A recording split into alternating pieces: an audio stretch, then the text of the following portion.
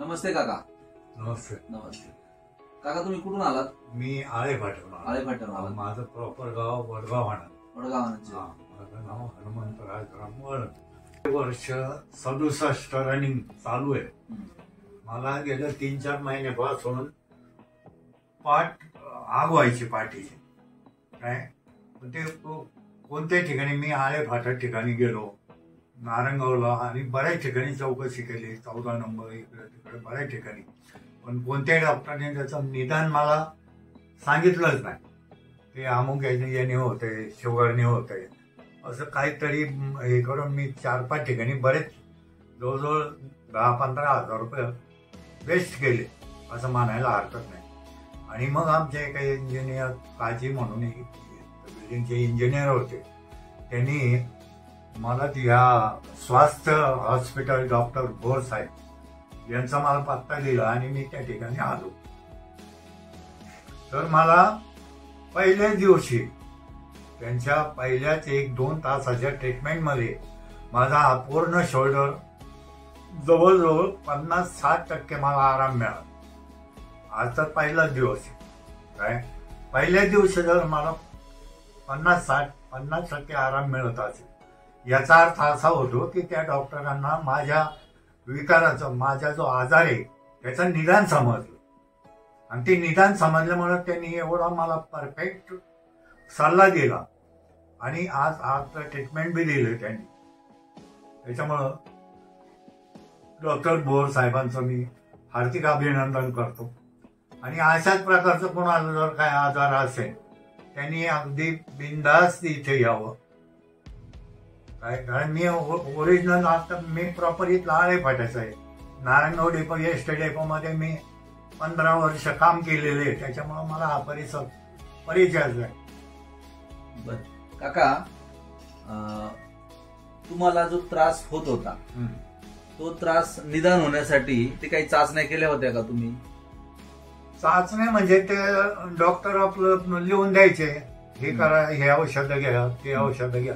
आणि ते 8-15 दिवसाची मी औषधं खाली घेतली, इंजेक्शन घेतले, गोळ्या घेतल्या. आता तुमचं निदान मी कसं केलं होतं मला सांगा बरं.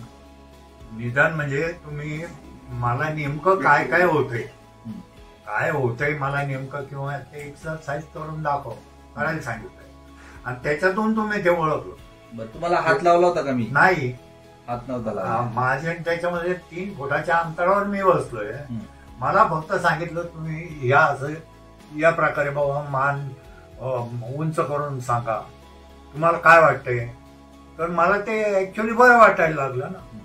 डॉक्टरांनी सांगितलेले एक्सरसाइज मला ज्या करायला सांगितलं त्याच्यात मला ते त्या पोझिशनला बरं वाटायला लागलं, आणि त्यावरून त्यांनी ते निदान केलं.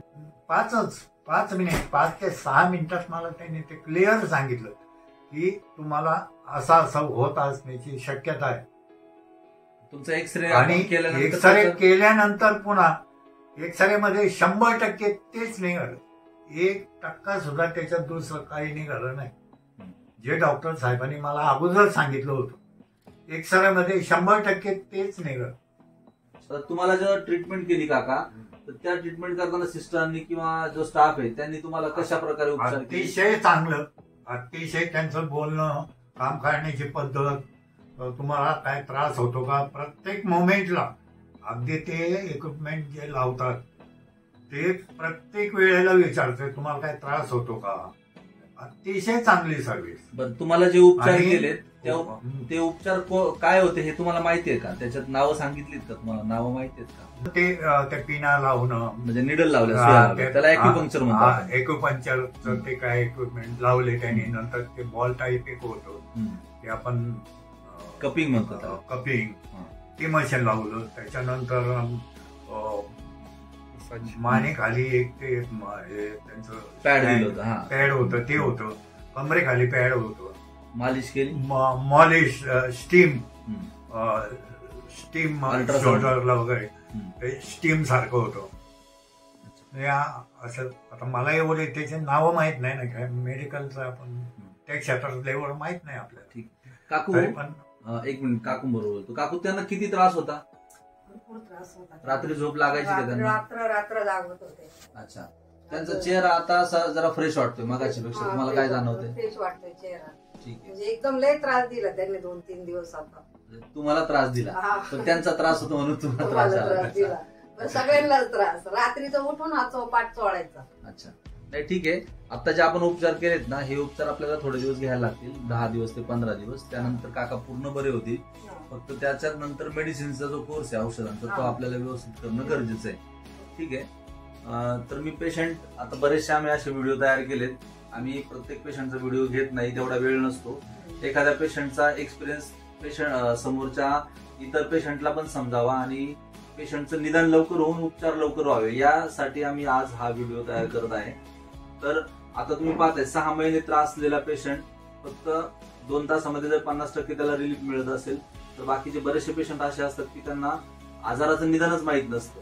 नक्की आजार कशामुळे झाला, आपल्याला त्रास कशामुळे होतो हे समजत नाही. तर हे समजण्यासाठी आपण पेशंटची केस टेकिंग किंवा पेशंटचं एक्सटर्नल अपीअरन्स याच्यावरून आपण पेशंटचं निदान करून पेशंटला गरजेनुसार तपासण्या करायला लावतो. आणि त्यातनं एकदा निदानाचं कन्फर्मेशन झालं की निदान हेच आहे, त्याच्यावर आपण उपचार करतो आणि पेशंटला त्यातनं लवकर आराम पडतो. एवढं खाली 2 इंच खाली. 2 इंच खाली आहे. कारण मला ते मी या पोझिशनला राहू शकत नव्हतं. पण मला ते शर्ट पण अंगाला लागून शर्ट गेले. अंगाला कपडे लागून अंगावर आता 2 महिने झाले अंगावर 2 शर्ट नाही घालत. महिने 2 महिने शर्टच नाही घातलं. शर्ट नाही नाही नाही घातलं. शर्टच नाही. खाली जाते एवढ्या तेवढं 5 थंडीमध्ये मिनिटं जातात तेवढं बिल्डिंगच्या घालणार खाली लगेच. आलो ना, एवढं शर्ट. ते पण असं धरणार.